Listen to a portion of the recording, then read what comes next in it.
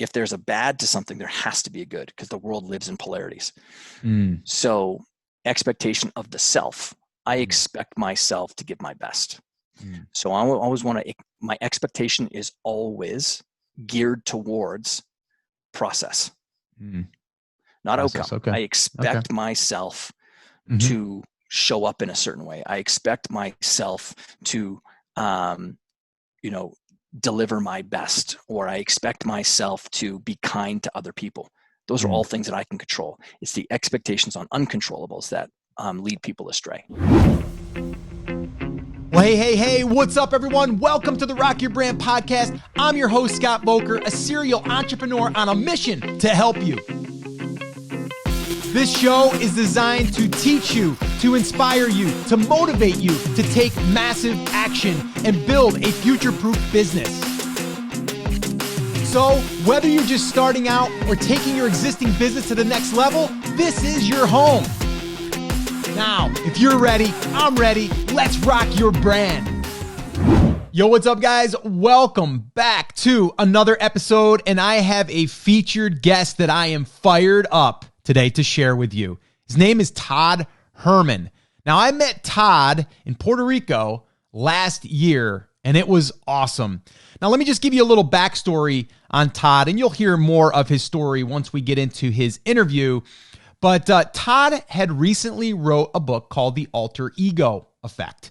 And really what it is, it's how to unlock your inner self or your identity that is there, but you might not be using. It's kind of like if someone steps into the ring of a boxing match or in the field of play, and they're a different person because they step into this character or they step into this warrior. And he goes into how we all have this type of personality or this identity, or how we can discover it and how we can leverage it. Now, he's worked with Olympic athletes, pro athletes, all different types of people that are trying to achieve peak performance. And he's also worked with a lot of high-level businesses. So that's why I wanted to get him on here. He's got a great story, number one. He's been at it over 20 years. And he just really understands this up here, and that is your mind and how it works and how to get the most out of yourself and how to really bust down any barriers to get the most performance out of you. And we think about performance as like, how do we run faster? How do we jump higher? How do we really achieve more from our life? And we really do get deep into those discussions. So I really encourage you to listen to this entire interview and start taking notes. Now, I will say there is, maybe a couple of cuss words in here, but I left those in here because I do believe that they are there for a reason. And Todd is one that, he's just going to call it as it is. He is not going to sugarcoat things. He's going to call you out on something if he feels like you're just BSing yourself. So I just wanted this to be raw and real. So just a little disclaimer there. So be prepared for that. It's not crazy. It's not too much. But I think leaving it in there just also lets you see that we really need to be sometimes woken up, and we need to just have someone be real and raw. And really, again, just had a great time hanging out with Todd, and I wanted to bring him to you and have this conversation with him about how do we get more out of our life? How do we discover our inner self more, or our identity that's there? How do we step into it? So again, this is episode 849. I encourage you to grab the show notes to this episode too, brandcreators.com/849. I'm going to stop talking so you can enjoy this interview with Todd Herman. Well, hey, Todd, welcome to the podcast. Finally get to have you come on the podcast, and we're not climbing palm trees in Puerto Rico together. No, we're not. Scotty V, it's good to be here. Yeah, thanks, man. Thanks for coming on.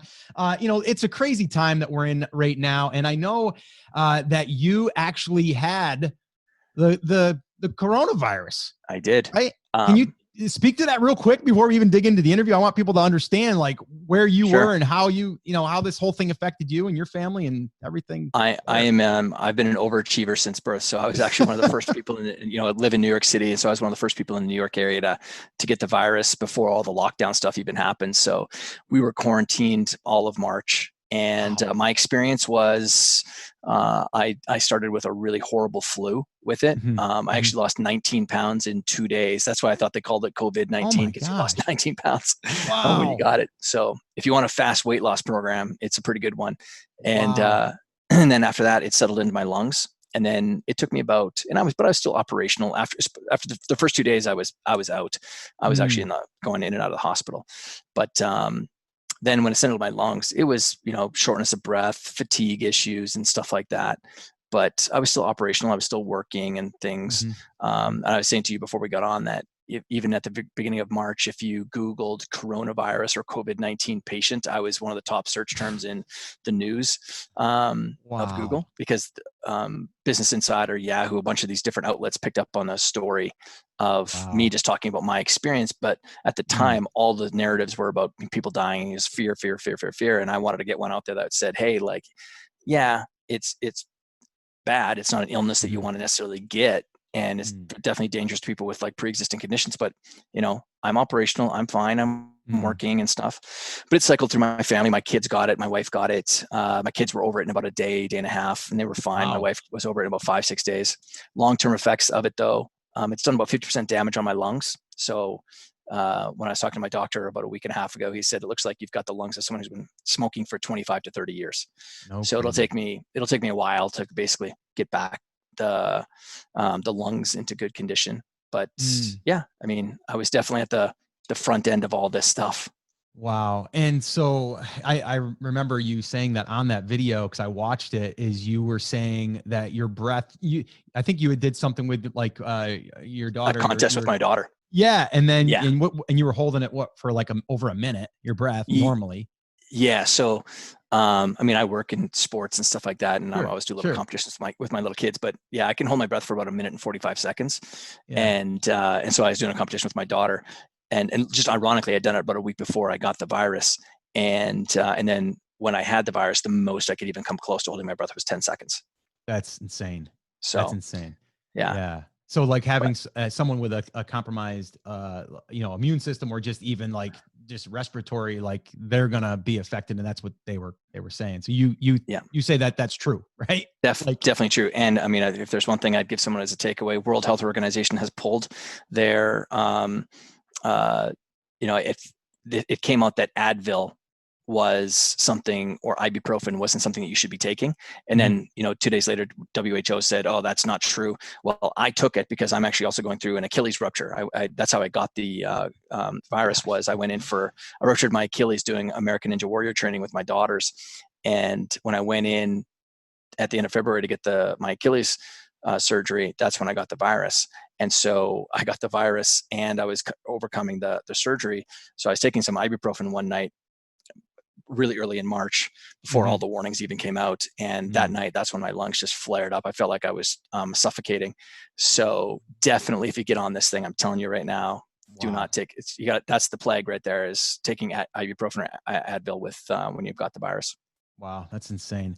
Wow, what a setup here for the podcast. You know what I mean? Like Todd has been through it all, and here he is to help us with our alter ego. So I did want to mention I'm holding your book right here, and if you guys are listening to the podcast, you can't see me, but I'm holding Todd's book, The Alter Ego Effect, and the Power of Secret Identities to Transform Your Life. Awesome book. And before I even get to the end and say you should go grab it, you should go grab it. It's an awesome book. Really, really good. I actually have it on the audiobook as well. And I know that you actually read through that as well, which I love when authors do that. I don't really like listening to someone else narrate it and read through it. So I really enjoyed it. So that's what I do want to dig into a little bit today, because I think you would agree, right? You're all about performance. You're all about people getting the most. And I kind of want to take people back that how this has kind of evolved into what it is today. And then I want to give people some exercises. I know that you're really good at identifying these things for people to get themselves out of their own way, to actually get results in their own life, whether that's in business, whether that's outside of life or outside of business in their own life. I want to dig into that stuff. So take us back in time a little bit, again, how this whole thing started, but I mean, just take us back as far as you need to, or you want to kind of get us caught up. Yeah. So I started a peak performance training and coaching company back in 1997, right after I got done playing college football. Fell into it very accidentally. I was like 21-ish, and was my strength when I played sports. I was a nationally ranked badminton player as well. Was recruited for different football scholarships. I was a pretty good athlete, despite my size. I was 6 feet tall, but I was never, a physical specimen by any stretch of the imagination. But maybe being the third boy, I've got two older brothers. I was my mental game was pretty strong, and they could beat me up physically, but I threw what I call mental grenades at them with trash talk. So like my mental game was good, but I had actually researched it a ton when I was in my teens, and that was because one of my coaches pulled me aside and berated me after I got kicked out of a volleyball tournament for fighting. I grabbed a guy through the net and almost knocked him. Well, I knocked him on the ground, gave him 2 shots because he kept on trying to kick me out of the net in my groin when we'd go for spikes, and I'd basically had enough. So I had some anger issues early on in my teens. But he gave me a book to read on leadership, and the book mentioned the mind, and I fell down this rabbit hole of learning more about mindset, and I used it as a method to help me get into the zone and flow state, which everyone talks about getting into zone and flow, but there's actually a biological process that if you walk through it, there's a pretty popular book out right now regarding flow, and it's very research heavy, and it's not practical. It's sort of funny. Like I'm actually someone who rails against over researching, because researchers are people who stand on the sidelines. They're not actually on the field with people practically seeing. So I've been coaching athletes, Olympians, pro athletes for 22 years now, all on the mental game, peak performance strategies. And I've got close to almost 18,000 hours of working with people one-on-one, plus the additional team training workshops. But one of the, getting to your point about alter egos, and I'll talk to people about why alter egos are an amazing tool to put inside your toolkit. But when I started working with better and better quality athletes, this sort of consistent theme kept on coming out in our conversations, that they would say things like, oh, I've got this other identity that I step into when I'm on the court or the field or when I'm going down the slopes. Because I worked in over 76 different sports. So the great thing about working in so many sports is you're not siloed into one particular sport where everyone is always doing the same things. That's where you typically don't get very much innovation from people who are just operating in one domain. You get innovation by cross-pollination. And so I was able to take different things out of each different sport and share them with the different athletes. But one consistent theme was this idea of having a separate identity, this performance identity, an alter ego, a persona that people would step into out on the court, the field. And for me, it was like, oh, I did the exact same thing when I played football. And his name was Geronimo when I went on the field. That was my alter ego, was Geronimo, who was a composite of 7 different characters. Ronnie Lott, who is a Hall of Fame defensive player, Walter Payton, the great running back from the Chicago Bears, who was my personal hero, and then 5 Native American warriors, and brought them all together into this like kind of Transformer-esque type super alter ego for myself. But when I started to sort of follow the dotted lines that everyone was kept on sharing with me, I was like, wait a second, this is actually a theme. And, while it's cool that they're doing it and I did it, there's actually like something that's there that people need to know about, that there's a process for this that you use, and the elite are using it and the people that are struggling are not using it. And the reason that people struggle when they are performing, and this goes to like, we were talking earlier about entrepreneurship. I've got more Olympic and pro athlete clients that are now retired that would say they would gladly, that are now entrepreneurs, that sport was way easier for them than entrepreneurship. Because sport has borders. There's rules to it. There's a way to play the game. There's a definable outcome that you're doing. Get ball in hoop, shoot puck in net. And while we kind of have that in business, of course, get sales, get leads, get audience, whatever. It's just so many ways to go about doing that.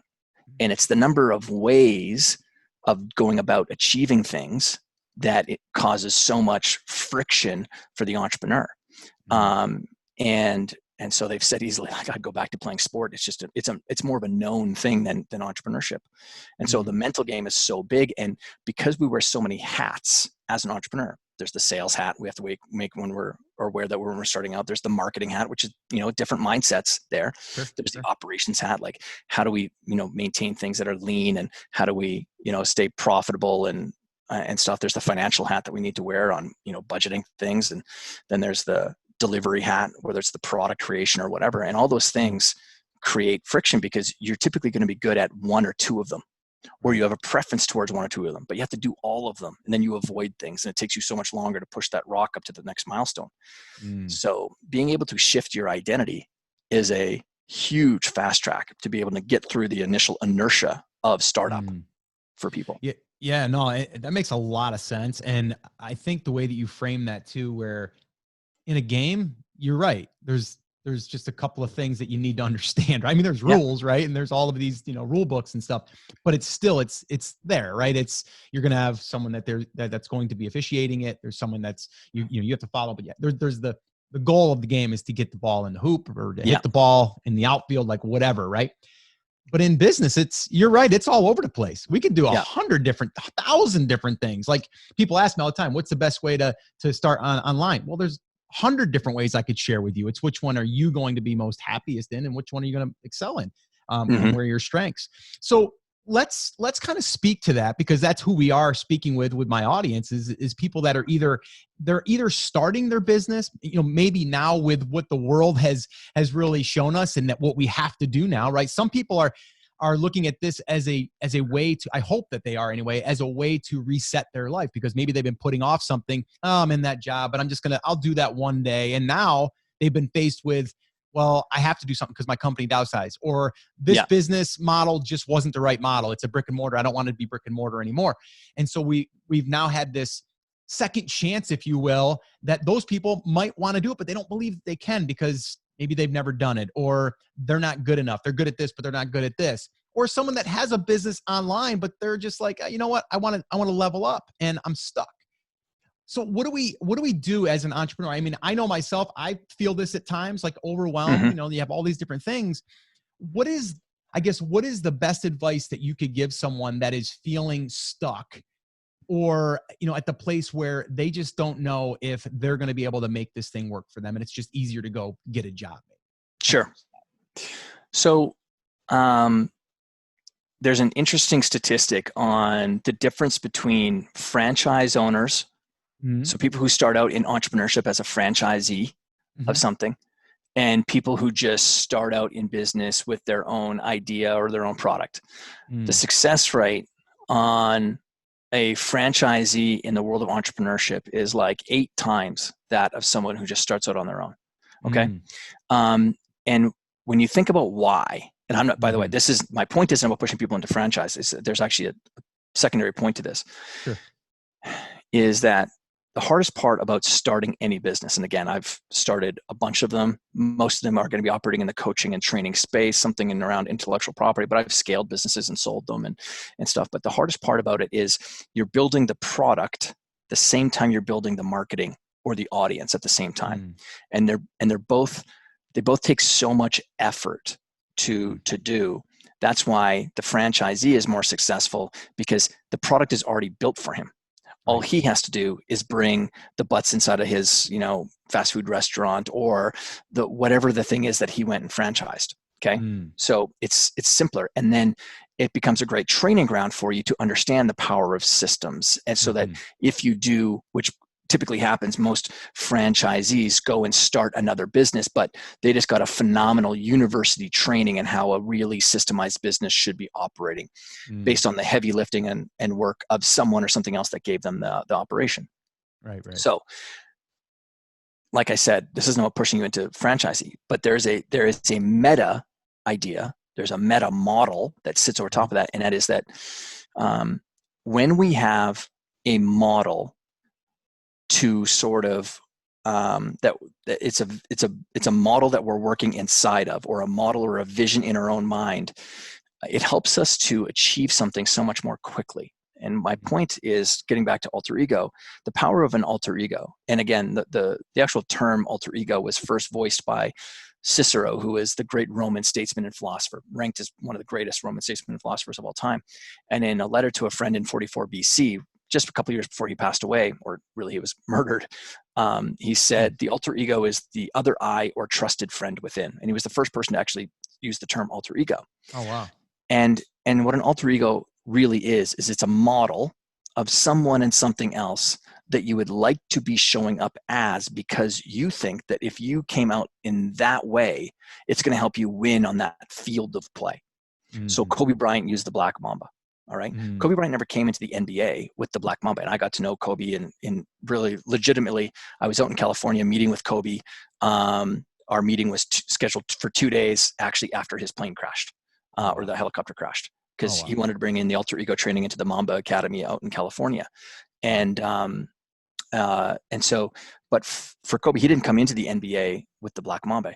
He employed the Black Mamba when he was going through his sexual assault trial in Colorado. He felt like he was losing his edge. He was losing his identity. And so he felt like he was going to be losing that, that fire and hunger and sort of viciousness that he had on the court. And it wasn't until he was watching the movie Kill Bill where he saw this Black Mamba scene. When he saw the Black Mamba come on the scene, he was like, wait a second, that's what I need to take out there. And that became his source code or inspiration for how he wanted to show up. It became the model in his own mind for how he wanted to show up. So getting back to my point about franchisees. So when you're a franchisee, you're using a model to show up in business that's already got a container wrapped around it. Mm-hmm. So when you employ the idea of an alter ego, you're actually taking a pre-existing idea and you're showing up to represent that. And that's not you being fake. And all the people who get trapped in this world of psychology, people that stay stuck in a world, they're all so freaking concerned about authenticity. Mm-hmm. No one actually knows what that term actually means. They're concerned about the authentic self or whatever. There is no authentic self. There is no you. Just, I'm gonna say that again, because I want this to really rattle around in people's heads and cause a lot of issues for you. There is no you. We use these words in our vocabulary as if it's true. There is no you because there's multiple yous, Scott. There's the you that's here as the interested sort of, interviewer trying to get the best out of someone so that you can put out a good product in front of your people.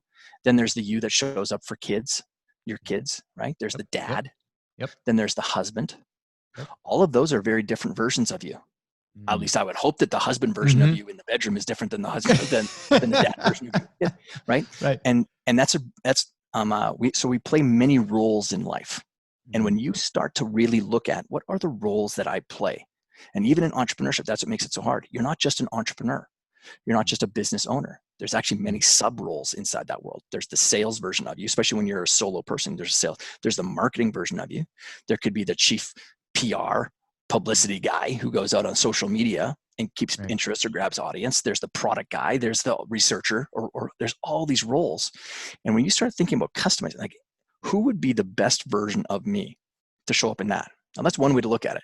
Instead, I would say, who can I think of, or who have I met, or who do I resonate with that is already amazing at that?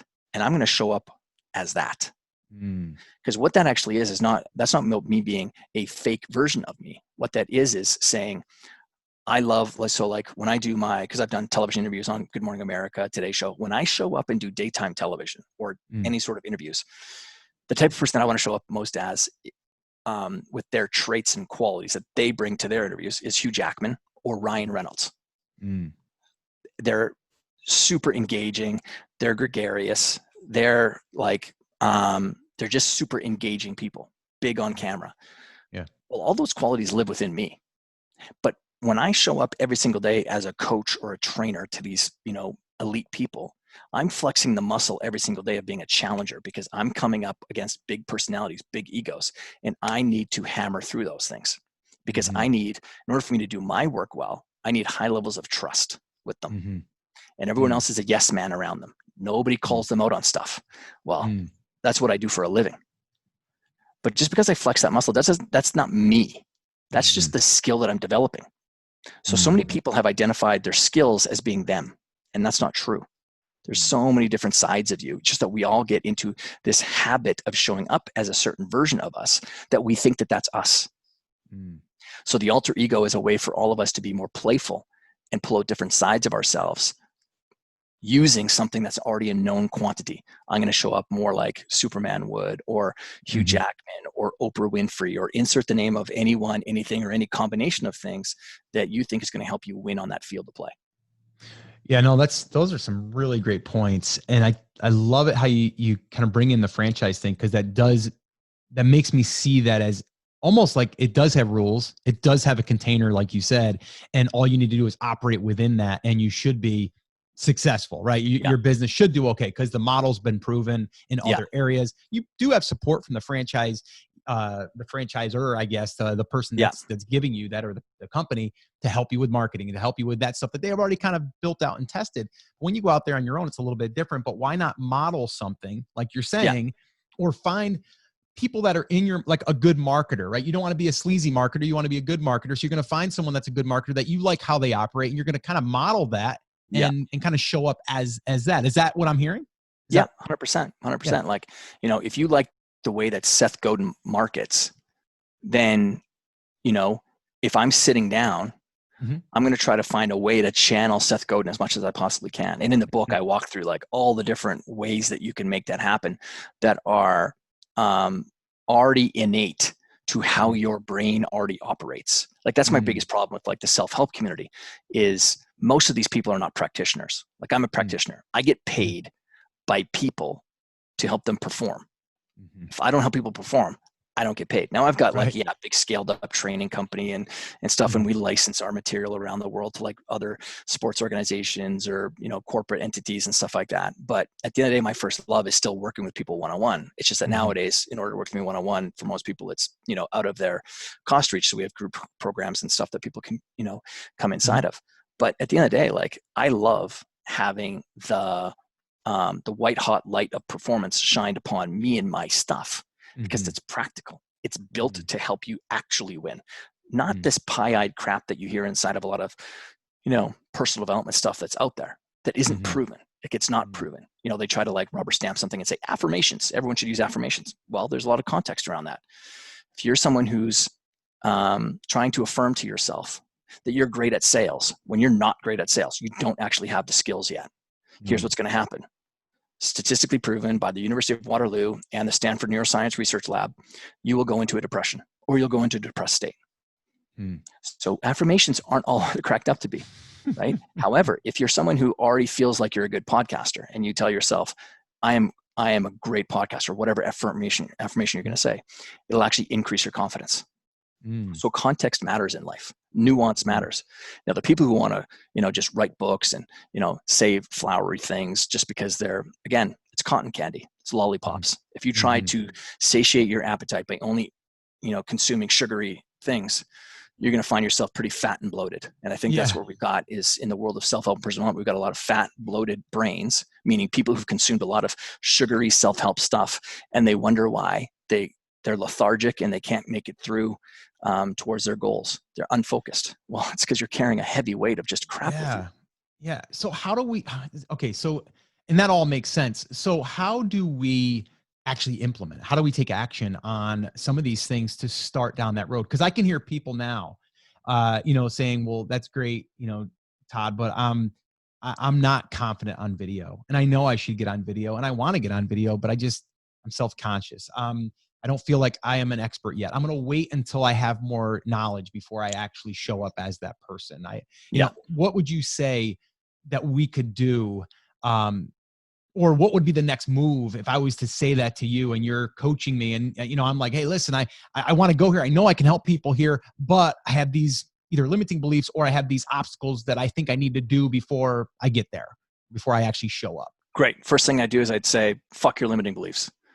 I don't care about them. I don't care. No, I don't care about finding out about your beliefs because your beliefs are just not, it's not truth. It's your truth because you're acting through them. But my job isn't to go and get entangled into the spidery webs of beliefs. It's just because who knows where it's connected to. And I get it. Some of us have come from some very, very horrible backgrounds. We've got some big things that happened to us as kids. Some people didn't come from horrible backgrounds, but they still have things that get in their way. Sure. Okay, great. I'm not a therapist. I'm here to help you perform. So here's what I would say. I want you to commit to 30 days. 30 days, that's it. I want you to record a video every single day. Do not publish it. I want you to pretend that you're shooting. So shoot a video, but you're just going to put that inside of your storehouse. Why?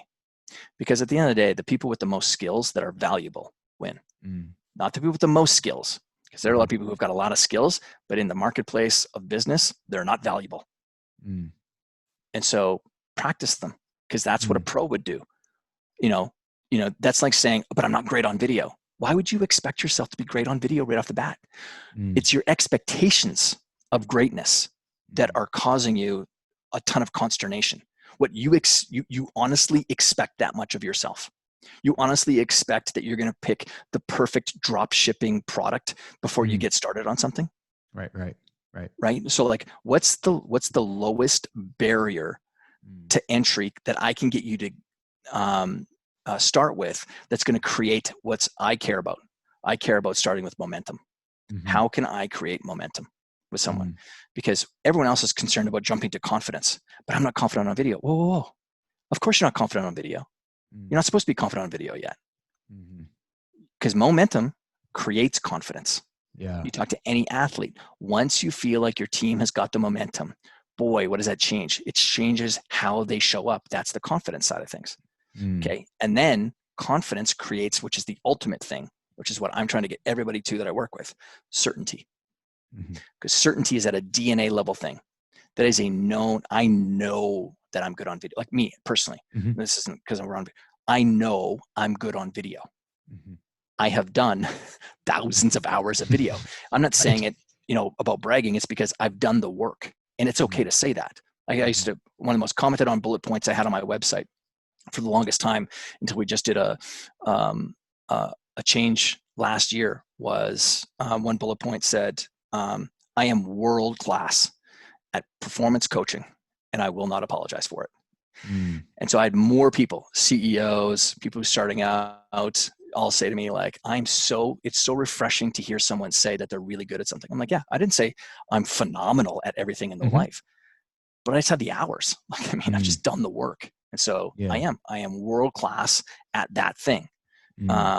And so for you, if you're just starting out, but I'm terrible on video, then commit to, you don't even do 30 days. If you did 2 weeks of yourself on video, and then you watch it yourself and what did you like, what didn't you like, but then you also had beside you a model of 3 different people that also shoot videos. And you said, you know what, I'm going to shoot a video like Scott does. Or I'm going to shoot a video like insert the name of someone else. And now that gets you to play around with different sides of your personality. And you're going to start to find, like if you did it for 2 weeks straight, you're going to find some comfort. You're going to find a groove that's there. Again, it's the expectation of stuff that is probably going to cause more consternation for people than anything else. Yeah, I think the other thing is even look at the current 2020, right? Everyone expected 2020 to go a certain way. Then coronavirus hit, right? Yep. Yeah. And it's a sign of mental weakness is what it is. When you get so thrown off track emotionally, mentally, intellectually, physically, by circumstances outside of yourself. Because mental toughness' true definition is your ability to be flexible and adaptable despite what you're getting as circumstances. Despite what the world is giving you, you're being flexible and adaptable. So you still stay focused on what your goal is, the outcome is that you want. But you better find a different strategy possibly of getting there, right? And I think that's what we're seeing right now. There's a lot of people who've won in the last couple of months during this pandemic, and there's people who just really lost. And through no fault of their own, they just happen to be in an industry or a market or whatever that just imploded. I have some of my closest friends last year. One of them won the #1 place to work at in Canada. His business imploded because he was in a specific sector. That doesn't mean he's a terrible entrepreneur. So expectation, you're unshackling yourself. So expectation can also be healthy because just always keep in mind that if there's a bad to something, there has to be a good because the world lives in polarities. So expectation of the self, I expect myself to give my best. So I always want to, my expectation is always geared towards process, Mm. not Process. outcome. Okay. I Okay. expect myself Mm-hmm. to show up in a certain way. I expect myself to, deliver my best, or I expect myself to be kind to other people. Those are all things that I can control. It's the expectations on uncontrollables that lead people astray. I think the other problem with a lot of people is, especially nowadays with social media and everything, is like comparing themselves, right? Like,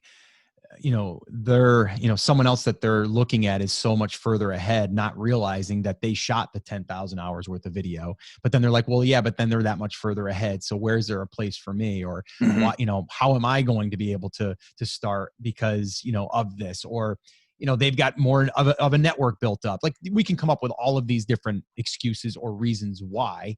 Yeah. But what would you say to that for someone that is, because I think a lot of it is why they don't want to show up either on video or writing a blog post or whatever, is looking, not smart, or, not being the expert that they think they need to be, and they're going to be compared, or they're going to be judged. I think that's a big one. Yeah. What would you say to that? I mean, welcome to the club. I mean, we can talk about other people, but I can tell you that was the greatest thing that was always holding me back early on in my career, was just the fear of concern and worry about what other people are going to think of me. And I mean, it's such a heavy load to carry that stuff around with you when you're just, starting out. Yeah. It's that, I mean, it came from an expectation because, Ira Glass, the great podcast and content creator from This American Life, has this great quote on just the starting out in anything in a creative capacity, because you have this, maybe you want to start painting, or you want to start out doing videos, or you want to start out anything that writing. And the reason you do is because you have a taste for it. You have a palate for it. You like something in the way that someone else is doing it. And then you get going and you realize that now you're confronted with the reality of executing that. And you take a look at your painting versus the stuff that you like and you appreciate, and you go like, wow, like look at the gap between those two. Or you look at your writing versus this writing that you appreciate, and you're like, look at the difference between that. Or you look at your video that you just shot and what someone else is doing right now. Right.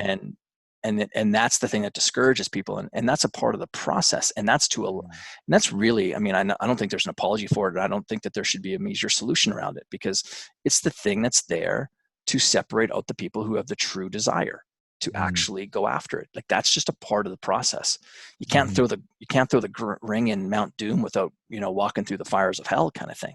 And the beautiful part about that is, if you're someone who's only looking for the easy path in life, you're going to find so much resistance towards it, because you fundamentally know that if you achieved the thing and it was easy, there's very little value to you, because the value is in the journey and all the lessons that you learn along the way. So, we all have to walk through the valley of difficulty in order to get to the mountain, or we all have to walk through the valley of complexity to get to the mountain of simplicity. The guy who sits up there and says, it's actually quite simple to get here. But the only reason that you can see the simplicity is because you walk through the valley of complexity. So what I do, and the way that I look at it, is my job isn't to put a bridge over the valley of complexity, because now you're going to miss out on all of the scars that you get along the way that make you valuable. My job is to shepherd you and speed you through it faster, so you're not lingering in the bogs for as long as people do. And so, yeah, just kind of getting back to your question, that judgment and worry and concern is a big part of the human experience. But some simple frames that I have on it are: one, here's what I know about human beings. They are so unconcerned about my story, right? Like, we all have a story and we all tell stories in our videos and things like that. But here's what I know. I mean, the only thing they're connecting to inside of my story is some connection point with them. That's the point of me telling the story, is to create the connection with them. But, like, people are going to be fairly unconcerned when they go to bed tonight as to, like, the pains that I had to go through in my life. And so I'm so unconcerned now that I've gone through this and just kept on doing the reps, about what people truly think of me. I know what I am about. I know, who I am and how I show up.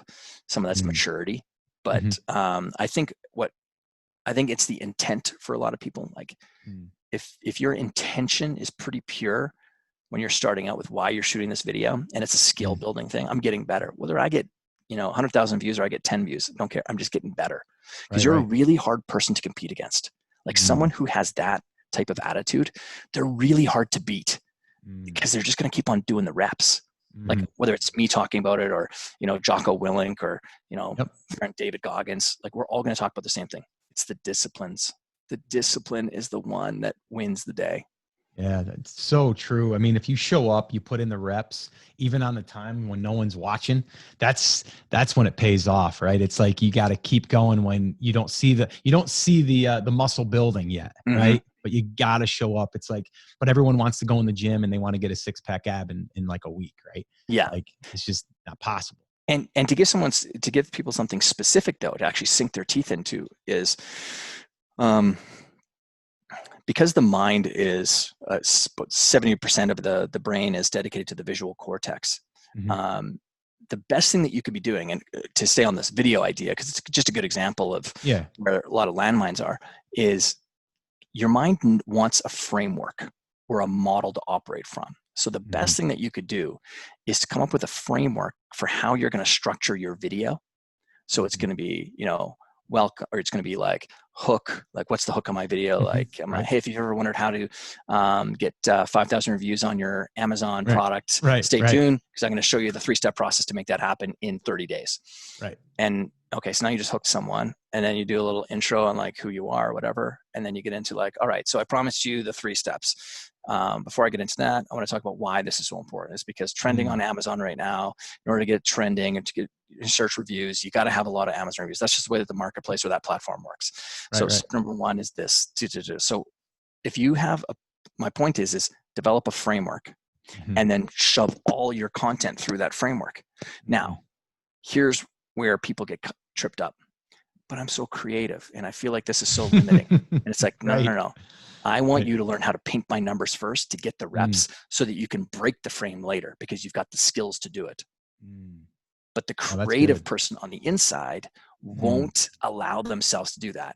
And, I've chatted with, had an interview with Stephen King once, and his process is very much the same way. And his consternation with young writers is the exact same thing. They will not operate from a framework. They won't operate from an outline.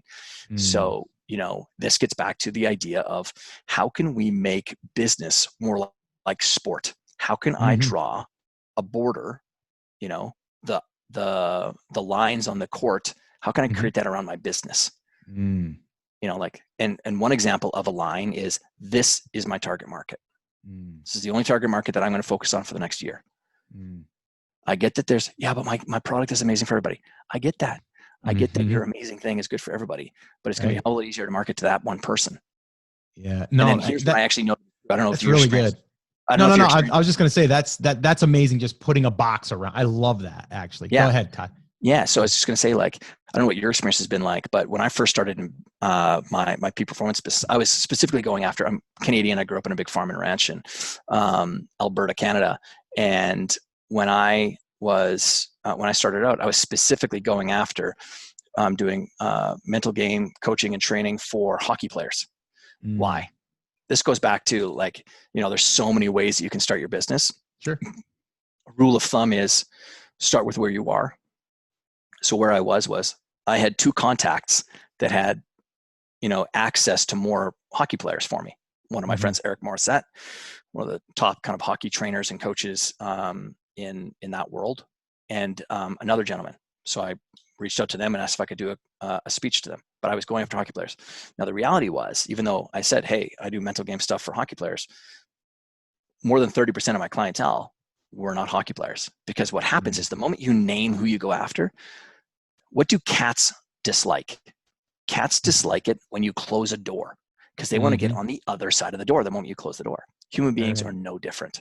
The moment you say, I only work with hockey players, someone ends up sending you a private email message like, Todd, I know that you only work with hockey players, but do you also work with football players or basketball or figure skaters, or which is what happened to me, swimmers?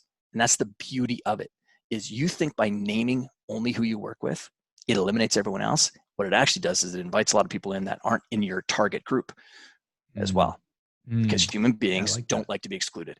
especially because, again, people are going to hear your stuff. If we were doing video, they're going to hear your stuff and go like, man, I really like that Scott guy, but shoot, he only works with e-commerce guys. Right. Screw it. I'm going to send him a message and see if he can work with me too. And who knows, maybe you do, or maybe your answer is, no, I'm being very disciplined right now. I'm going to stick to e-commerce, but if things change, I'm going to put you on a wait list, and I'll reach back out to you if things change. No, that's really, really smart. And like you said, sometimes it's the, I guess, being exclusive, and then people are like, well, wait a minute, I love how you teach, or I love this, but I just want to put it over here.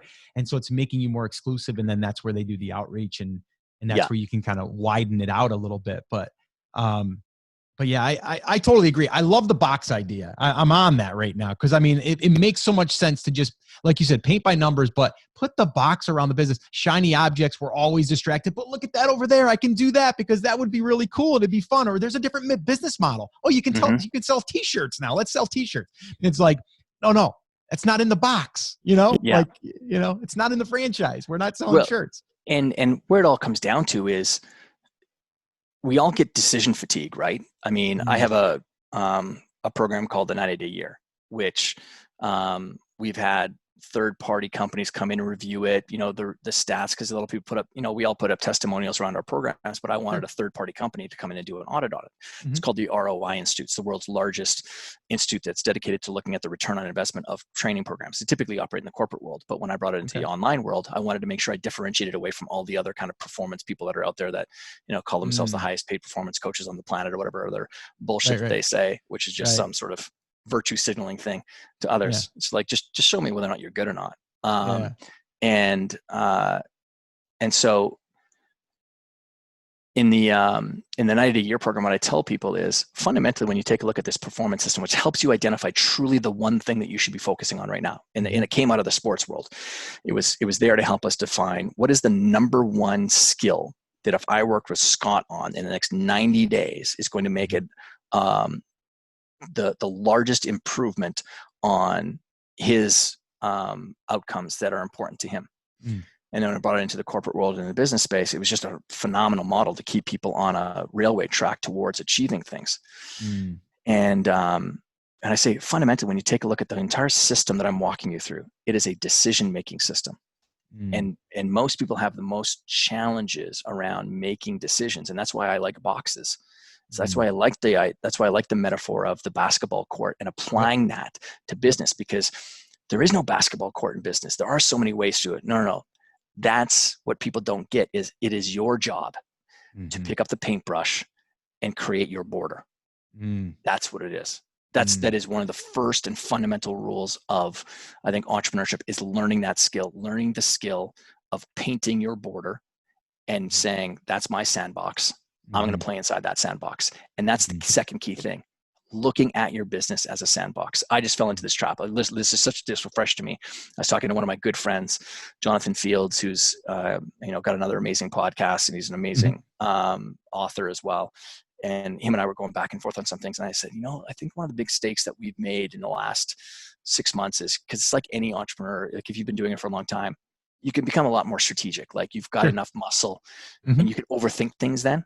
And I said, I think one of the things that we've done is we've tried to over-engineer things, as opposed to looking at our businesses and going, the whole purpose of me getting involved in this is I love what I'm doing.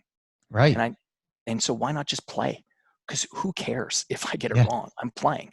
Right. And we place all these rules around, but I got to get a return on I get it. And as a performance guy, I'm 100% on that bandwagon. But at the end of the day, I think the people who get the best returns are the ones who look at their businesses as, I'm going to go play here. This is where I want to go play. And I think with playing though, you're learning, right? You're building up another skill set, and you're going to learn faster. And you're going to learn faster because playfulness, and this is actually one of the reasons why the alter ego effect is so powerful, or the method itself is so powerful, is it brings an attitude of playfulness back into your life. That's actually one of the key testimonials that we've gotten back from the hundreds of thousands of people that have read the book now in the last year and a bit, is I feel like I'm playing more. Like I've unraveled myself from the story of who I am, and I'm back to feeling like this childlikeness to how I operate. Oh, that's awesome. All right, Todd, I know we're running a little bit over here. I could talk to you for another hour. I want to talk about pivoting. I want to talk about all kinds of good stuff with you. We're gonna have to get you back on, bro, because we got a lot to dive into. But I think this was good for today. And what I want to do is I want to give you the opportunity to let people know where they can get a copy of the Alter Ego Effect, and then how they can learn more of you. Sure. So, it's available everywhere books are sold, kind of thing. Amazon. Mm-hmm. We've got the Audible, like you had mentioned before, version of it as well. But Amazon, Barnes and Noble, everywhere, airport bookstores, and then. But my home base on the internet is toddherman.me, and that's where you can find out maybe more about myself and some of the things that we do. And as well, people can go to alteregoeffect.com, where we got more resources for people that they can kind of sink their teeth into. Awesome. Well, hey man, thank you so much for coming on, taking some time out of your day and in your schedule. And I truly appreciate you, man. And let's do this again, though. Let's do this again, and we'll talk about a few other topics I got set up for you that I think I want to pick your brain a little bit on the air here. Get a little free coaching from Todd Herman. All right, Todd. Thank you, man. I appreciate it. Stay safe out there. All right, man. Cheers, buddy. Thanks for having me. All right. Well, I wasn't kidding once again, right? Todd is an awesome, awesome guy. I really, really love the real, authentic, just raw of, the rawness of Todd Herman. And just now I consider him a friend. We hung out for a couple of days in Puerto Rico. We had some good conversations just about life, about family, about the things that we've been through in life, and how things are changing, and how there's all of these influencers out there, and what does that mean? And just a really, really good conversation over and over and over again with Todd. So I just really, I personally think he is someone that is worth having in your diet of consumption, if you will. We always talk about how do you surround yourself with positive people and people that are going to impact you in the right way. Todd is definitely one of those guys. So I would definitely recommend grabbing his book, The Alter Ego Effect. I have it here on my bookshelf, and I definitely think that you should at least grab the book, or maybe even the audiobook, which I did grab that one as well. All right, guys. So that's going to wrap up this expert interview with Todd Herman. Such a great pleasure to have him on,